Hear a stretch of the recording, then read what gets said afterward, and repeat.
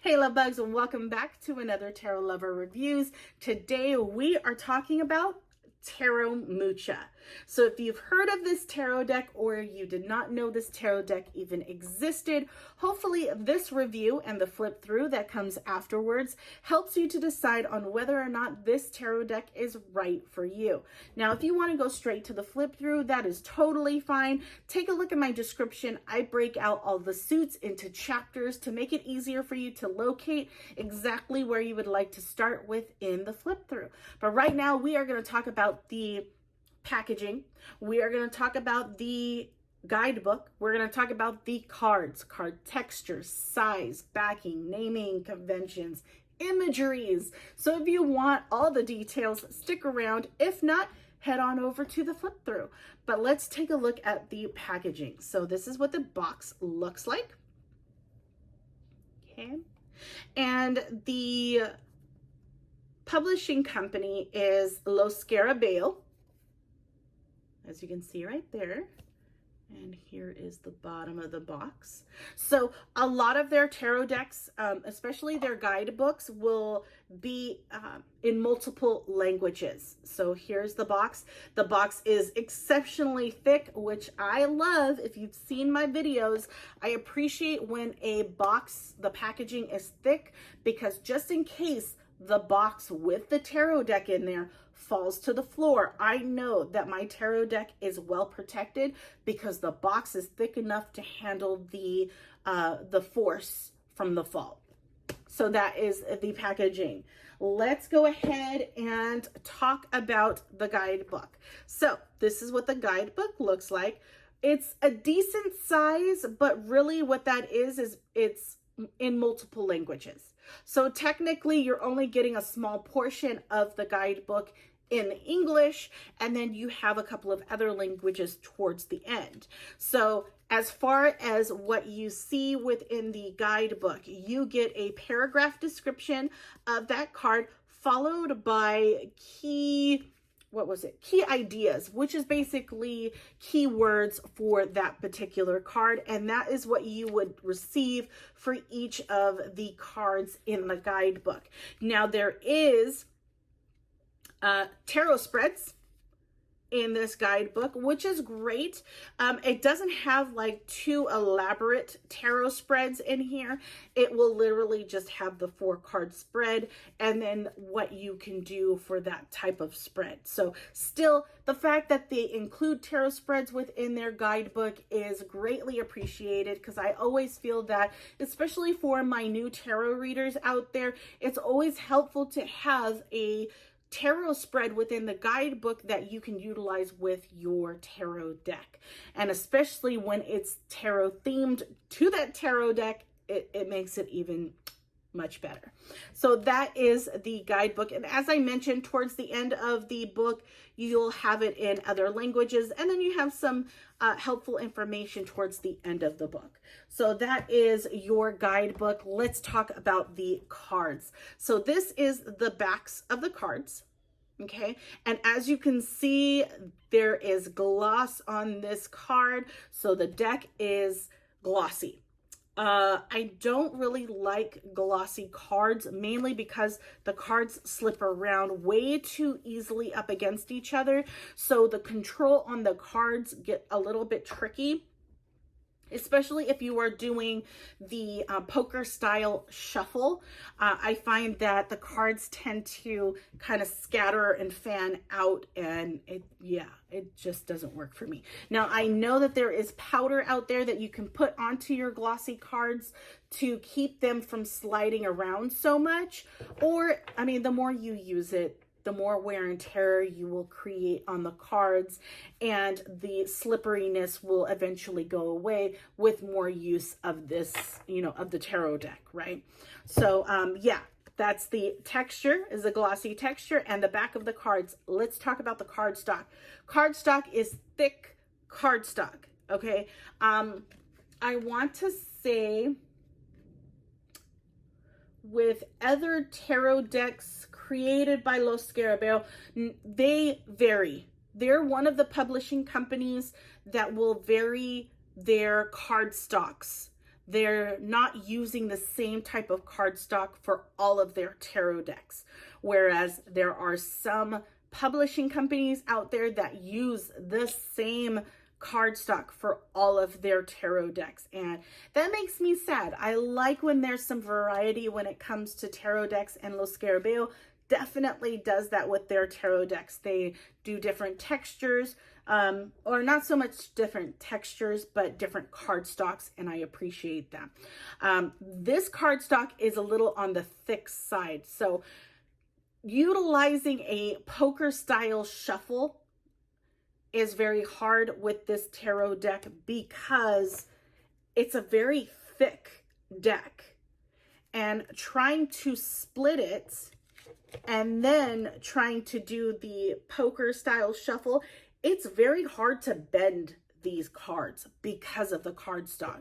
So just be mindful, the cardstock is a little bit on the thicker, well, not a little bit, it's very much into the thicker side for sure.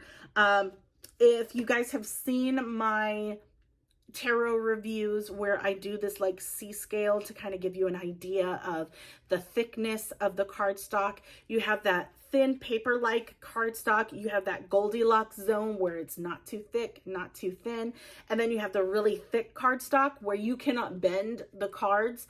Obviously, that doesn't fall, this one doesn't fall under this particular category, but still, starting from the Goldilocks zone, it's a dip into the thicker side, because yes, I can bend it, but you're not looking at much before you start to notice that there's a bend in the card. I like to try to keep my decks in as good condition as possible. I understand with wear and tear that it's going to happen. I understand that, but I like to try to keep my cards well kept as much as possible. So that is the cardstock.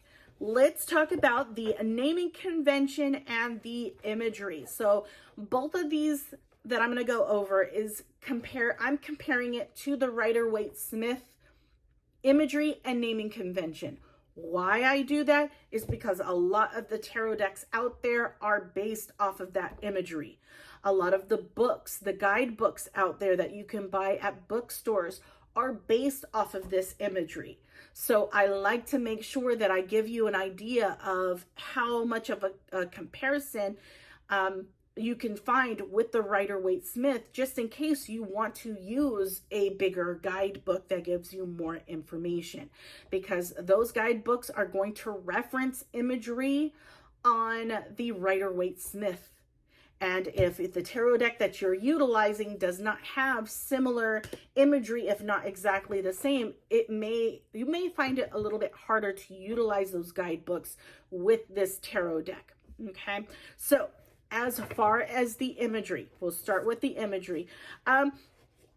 It's pretty close to the imagery you would see in the Rider-Waite-Smith. There are some differences, but still there are key symbols within each of the cards that give you the indication of what that card is, especially coming from the Rider-Waite-Smith.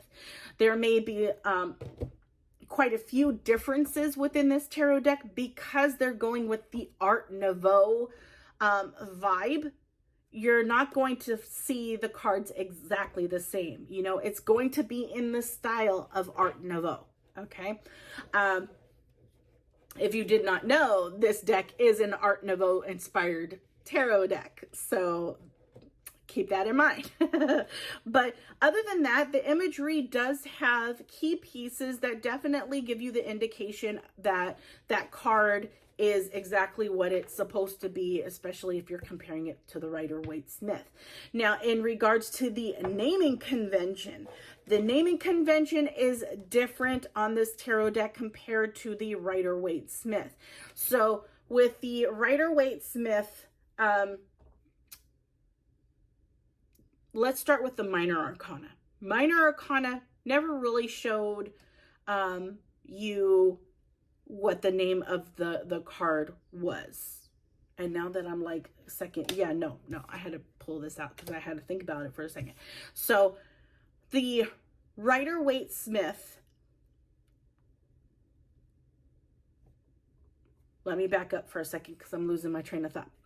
Comparing it to the Rider-Waite-Smith. The Rider-Waite-Smith does not have, like, it doesn't do labels. It does not do the suit. It does not tell you what suit it is for the Minor Arcana. It just literally gives you the Roman numeral for that card at the top, and that's it. For the Minor Arcana in this particular tarot deck, in Tarot Mucha, it does something similar, except for it's not going to be Roman numerals at the top. Here, let me give you a Ten of Swords.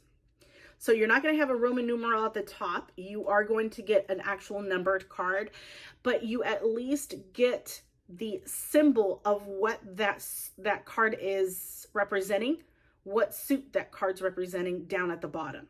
So that one's swords. Let me see. Here's one for wands. Okay. And then, yeah, we'll just use cups and then cups there. So you have the regular number and then you have the suit down at the bottom. So that's helpful, definitely. But I mean, just looking at the card, you'll definitely know exactly what suit that's representing. In the Major Arcana, there is no naming convention to the Major Arcana. It is all Roman numerals on the top and the bottom. So it will not tell you what that card is. So if you are not familiarized with the Major Arcana just yet, you may find it a little difficult to know what that card is, but the imagery is pretty self-explanatory when it comes to this particular deck. But yeah, other than that, I don't have any problems with this tarot deck. I don't have no pain points other than the cardstock is a little bit on the thick side and it's glossy, but that's a me preference. It's not a you preference. But other than that, the imagery is absolutely gorgeous. It is soft. It's definitely Art Nouveau. So yeah, I don't have any problems with this particular card. Nothing that I feel that stands out that anyone needs to know other than the cardstock being on the thicker side. But yeah, if you found this helpful in any way, please leave me a like and take a look at my channel and see if there are any other tarot decks that I have done that you might be interested in taking a look at. If there is a tarot deck I have not done, feel free to take a look at the, what was I'm like totally trailing off. People are messaging me and I'm getting distracted, so I apologize. If there's a tarot deck that I have not done yet and you're interested in seeing that tarot deck, that's what I'm trying to say. Leave a comment down below.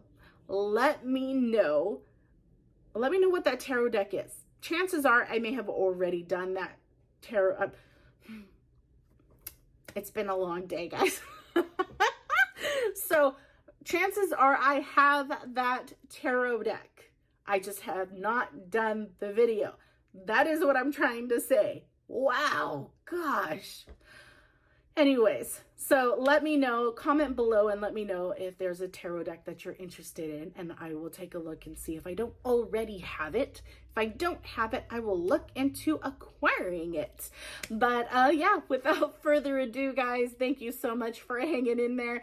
Here comes the flip through. Enjoy, and I will talk to you guys later. Bye, guys.